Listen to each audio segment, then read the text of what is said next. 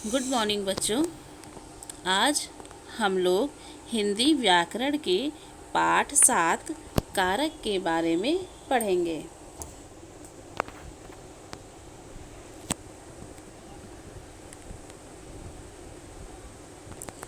तो बच्चों, सबसे पहले हम जानेंगे कि कारक का अर्थ क्या होता है, यानी कारक किसे कहते हैं। तो वाक्य में प्रयुक्त यानी प्रयोग किए जाने वाले संज्ञा या सर्वनाम। संज्ञा यानी हर वो चीज़ जिसका कोई नाम होता है वो संज्ञा होती है, और सर्वनाम उन्हीं संज्ञा शब्दों को जब हम यह वह जैसे शब्दों से पुकारते हैं तो वह सर्वनाम के शब्द होते हैं। तो संज्ञा या सर्वनाम के शब्दों का क्रिया के साथ जो संबंध होता है उसे कारक कहते हैं। यानी कि किसी वाक्य में प्रयोग किए गए संज्ञा या सर्वनाम शब्दों का क्रिया के साथ संबंध को बताने वाले जो शब्द होते हैं वो कारक होते हैं। जैसे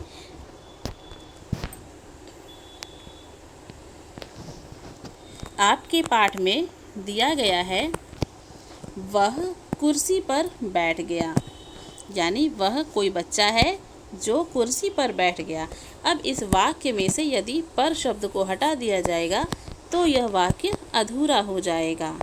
हम जब बोलेंगे कि वह कुर्सी बैठ गया तो सुनने वाला हमारे वाक्य को समझ नहीं पाएगा कि हम क्या बताना चाह रहे हैं। लेकिन यदि हम यहाँ पे कारक शब्द पर का प्रयोग कर देते हैं तो सुनने वाला आराम से समझ लेगा कि वह कुर्सी पर बैठ गया, यानी कोई है जो कुर्सी पर बैठ गया। इसी प्रकार एक दूसरा वाक्य है, गौरव स्कूल से घर आया। यहाँ पे गौरव यानी संज्ञा शब्द का प्रयोग किया गया है कि गौरव स्कूल से घर आया है। यहाँ पर से शब्द जो है वह कारक शब्द है जो गौरव को घर आने के संबंध से जोड़ रहा है। इसी प्रकार एक अन्य वाक्य है, उसने माँ को आवाज़ लगाई। उसने यह भी सर्वनामिक शब्द है। इसने यानी किसी व्यक्ति है या कोई बच्चा है, वह आवाज़ लगा रहा है। लेकिन किसको आवाज़ लगा रहा है? वह माँ को आवाज़ लगा रहा है। यह बात कैसे स्पष्ट हो रही है? इस वाक्य में दिए गए को शब्द के द्वारा, यानी यह को शब्द जो है वह कारक है।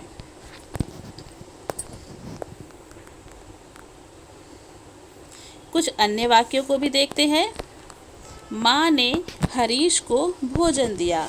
यहाँ पर माँ के द्वारा हरीश को भोजन देने की क्रिया की जा रही है। अब यहाँ पर आप देखेंगे तो ने और को, ये दो शब्द ऐसे हैं जो कारक चिन्ह है, यानी इस एक वाक्य में दो कारक चिन्हों का प्रयोग किया गया है। अर्थात अभी हमने देखा ऊपर के तीनों वाक्य जो थे उसमें एक एक कारक चिन्हों का प्रयोग किया गया था, जबकि यहाँ पे दो कारक चिन्हों का प्रयोग किया गया है। तो माँ के द्वारा हरीश को भोजन देने की जो क्रिया हो रही है, इस वाक्य में ने और को ये दोनों कारक चिन्ह हैं। अगला है, हरीश के लिए पिताजी ने हरीश के लिए घड़ी खरीदी। इस वाक्य में पिताजी के द्वारा हरीश के लिए घड़ी खरीदने की क्रिया की जा रही है। इस वाक्य में ने और के लिए ये दो कारक शब्द हैं। अगला वाक्य है, उसने चम्मच से खीर खाई। उस यानी कोई बच्चे के बारे में बताया जा रहा है जिसने खीर खाई है। किस चीज़ से? चम्मच से, यानी किसी बच्चे ने चम्मच से खीर खाई है।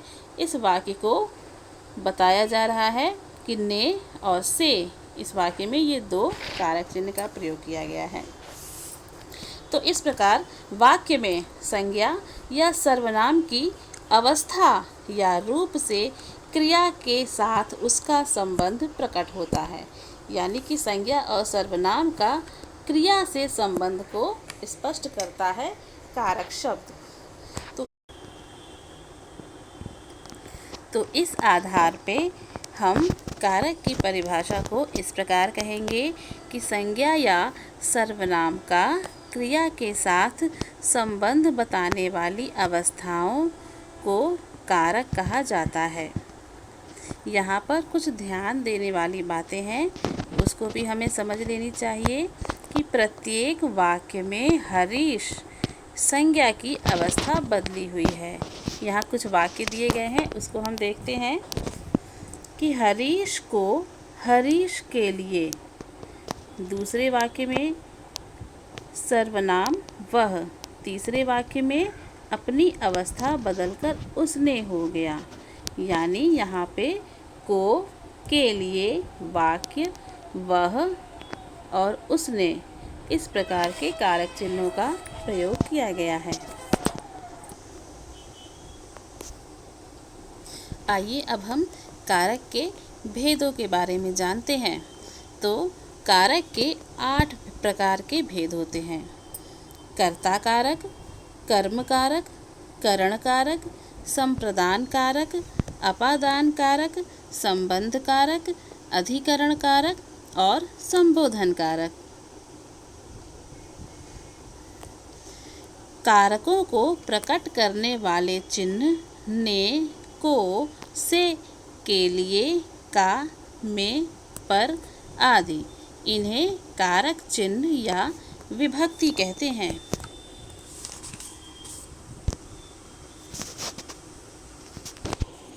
अब हम विभिन्न कारकों के कारक चिन्हों को इस तालिका के माध्यम से समझते हैं। पहला है कर्ता कारक, यानी कार्य को करने वाला। इसका कारक चिन्ह है ने या फिर कोई नहीं। यानी यहाँ पे कर्ता कारक के 2 प्रकार के वाक्य बनाए जाते हैं। एक प्रकार का वाक्य होता है जिसमें ने कारक चिन्ह का प्रयोग किया जाता है, और एक दूसरे प्रकार का वाक्य होता है जिसमें ने कारक चिन्ह के प्रयोग की आवश्यकता नहीं होती है। जैसे वाक्य है, माता ने बालक को उठा लिया। इस वाक्य में ने कारक चिन्ह का प्रयोग किया गया है, जबकि एक दूसरा वाक्य है, हम मेला देखते हैं। यहाँ पे हम यानी हमारे द्वारा मेला को देखने की क्रिया हो रही है, लेकिन इस वाक्य में कारक चिन्ह नहीं है। दूसरा है कर्म कारक। इस पर क्रिया का फल पड़ता है। इसका कारक चिन्ह है को या कोई नहीं। अर्थात कर्म कारक के लिए भी 2 प्रकार के वाक्यों का प्रयोग होता है।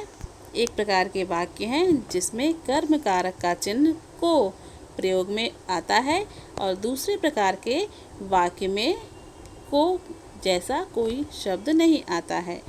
जैसे माता ने बालक को उठा लिया। यहाँ पर माता ने बालक को, यहाँ पे बालक के साथ को शब्द कर्म कारक का चिन्ह है, इस वाक्य में प्रयोग किया गया है। जबकि एक दूसरा वाक्य है, हमने मेला देखा। इस वाक्य में कोई भी कारक चिन्ह प्रयोग में नहीं किया गया है। अगला है करण कारक। इस साधन से कार्य होता है, यानी कार्य को हम किस साधन से, किस चीज़ के द्वारा कर रहे हैं, इसका कारक चिन्ह होता है से या के द्वारा। इससे संबंधित वाक्य है, मैंने पेन से पत्र लिखा। यानी मेरे द्वारा पेन से पत्र लिखने की क्रिया की गई। जबकि दूसरे वाक्य में चोर सिपाही के द्वारा पकड़ा गया।